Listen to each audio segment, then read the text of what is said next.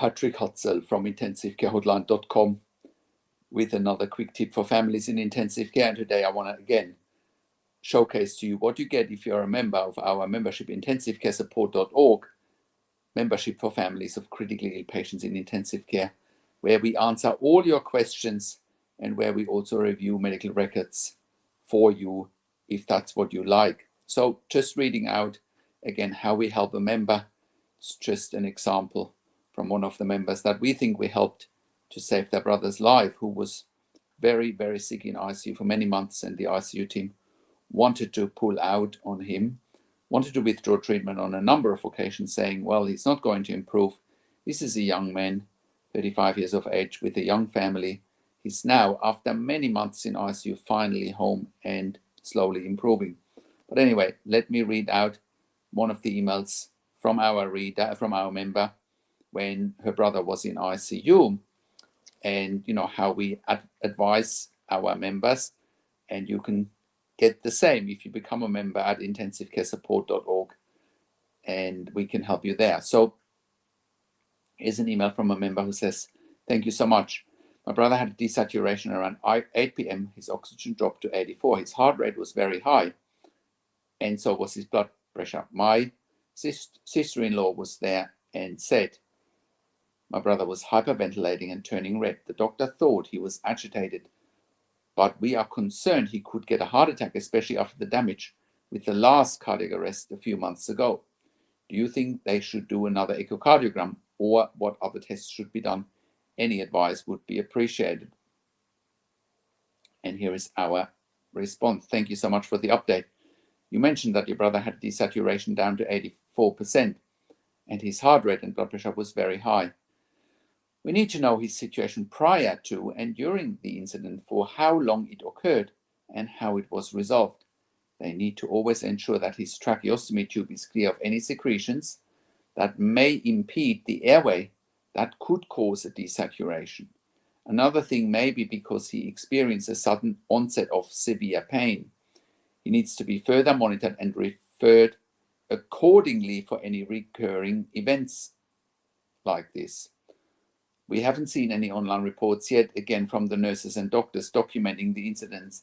They should practice real-time documentation. We monitor and advise further. And then the online report came on, and then we send another email and say, please see the latest reports from the online chart. The lab results for blood chemistry and blood count appear stable so far. They repeated his chest X-ray, which shows basilar streaky opacities, which may represent atelectasis or developing consolidations. The doctors need to review this. One of the doctor's most recent progress reports, he noted erythromycin was once given and he had a large bowel motion. No updated information per his assessment and plan. Vital signs and heart rate are very high at 110 beats per minute at 8 a.m. and blood pressure 164/77 at 7 a.m. were elevated. Otherwise, other numbers are okay. His gross urine output for the last 24 hours is very low. They need to check on this if it's accurate. He's been seen by the psychiatry doctor who recommended tapering, then discontinuing the lorazepam, and advised to increase gabapentin, which is tolerated, and to restart the melatonin.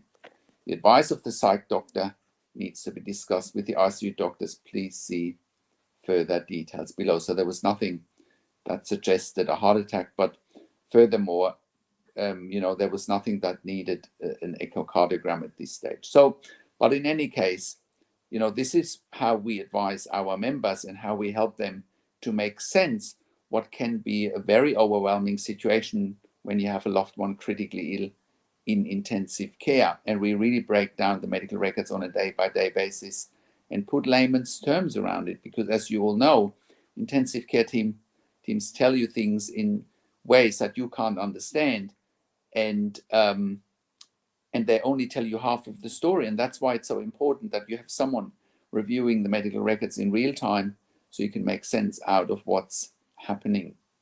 So I hope that helps. We can do the same for you. If you have a loved one in intensive care and you want to join our membership, go to intensivecaresupport.org and have a look there. There you have access to me and my team 24 hours a day in a membership area and via email, and we answer all questions intensive care related. I also offer one-on-one consulting and advocacy over the phone, via Skype, via Zoom, and via WhatsApp, whichever medium works best for you. And we also review medical records in real time if you have access to them. And if you don't have access to them, let us know. We can help you with getting access to medical records. And if you need a medical record review after intensive care, if you have unanswered questions or you need closure or you're simply suspecting medical negligence, please contact us as well. And if you have questions about everything that we do and offer, please go to intensivecarehotline.com, call us on one of the numbers on the top of our website, or simply send us an email to support@intensivecarehotline.com with your questions. If you like this video, subscribe to my YouTube channel for regular updates for families in intensive care. Click the like button, click the notification bell. Comment below what you want to see next or what questions and insights you have. Share the video with your friends and families, and comment below what you want to see next or what questions and insights you have. Thank you so much for watching. This is Patrick Hutzel from intensivecarehotline.com, and I'll talk to you in a few days. Take care for now.